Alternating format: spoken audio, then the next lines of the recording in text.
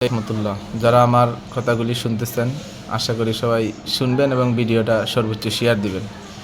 আমাদের দেশে গতকালকে আমাদের দেশের পার্লামেন্টে একটা বক্তব্য দিয়েছেন খেলাফত মজলিসের এমপি সাইদ আহমদ হামদালা।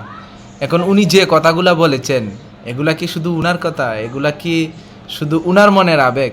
বাংলাদেশের প্রত্যেকটা মানুষ চায় আমাদের দেশে কাদিয়ানীদেরকে কাফির ঘোষণা করা হোক, এবং আমরা চাই যে বর্তমান যিনি প্রধানমন্ত্রী আছেন, আমাদের দেশনায়ক জনাব তারেক রহমান, উনি কাফের ঘোষণা করুক, উনার আমলে কাদিয়ানীদেরকে কাফির ঘোষণা করা হোক।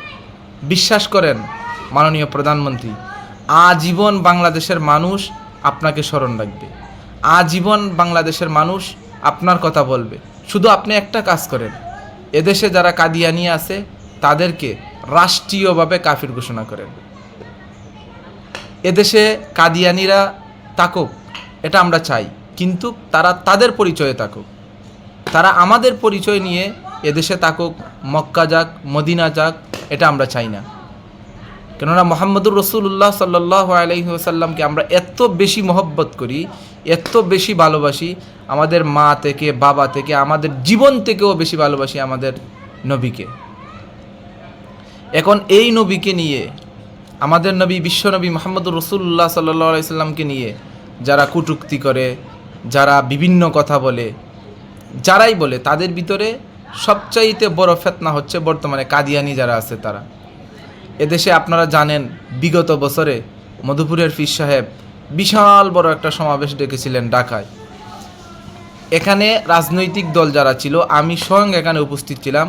আপনার সালাউদ্দিন সাহেব বলেছিলেন যে আমরা যদি পার্লামেন্টে যাই, আমরা যদি সরকার গঠন করতে পারি, তাহলে আমরা এই বিষয়ে কথা বলবো, সালাউদ্দিন সাহেব বলেছিলেন।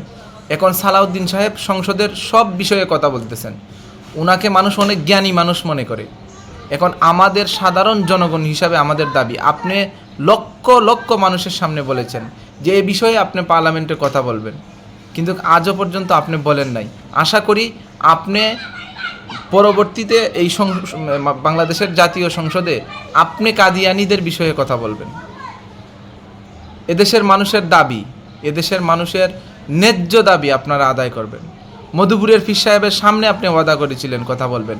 বাংলাদেশ জামাত ইসলামের একজন পার্লামেন্টের সদস্য, উনিও সংসদ সদস্য, উনিও বলেছিলেন আমরা যদি পার্লামেন্টে যাই, তাহলে আমরাও কাদিয়ানীদেরকে কাফির ঘোষণা করার জন্য পদক্ষেপ নিব। এখন শুধু আপনার খেলাফত মজলিসের এমপি সাহেব যদি বলেন কাদিয়ানীরা কাফির, সারাদিন চিল্লান, কোনো লাভ হবে না। এখানে বিএনপির ভূমিকা বেশি জরুরি, কেননা বিএনপি এখন যাই যে আইনই বাংলাদেশে হবে, বিএনপি যদি হাঁ বলে হাঁ, না বলে না। এজন্য আমাদের প্রাণের দাবি জনাব তারেক রহমান সাহেবের কাছে, আপনি কাদিয়ানীদেরকে কাফির ঘোষণা করুন। আজীবন আপনার নাম বাংলাদেশের মানুষ নিবে, যতদিন বাংলাদেশ থাকবে ততদিন আপনার নাম লেখা থাকবে যে উনি আমাদের ওই প্রধানমন্ত্রী এই কাজ করেছেন ইসলামের জন্য। এই প্রধানমন্ত্রী কাদিয়ানীদেরকে কাফির ঘোষণা করেছেন। এটা আমাদের প্রাণের দাবি, মাননীয় প্রধানমন্ত্রী, আপনি কাদিয়ানীদেরকে কাফির ঘোষণা করুন।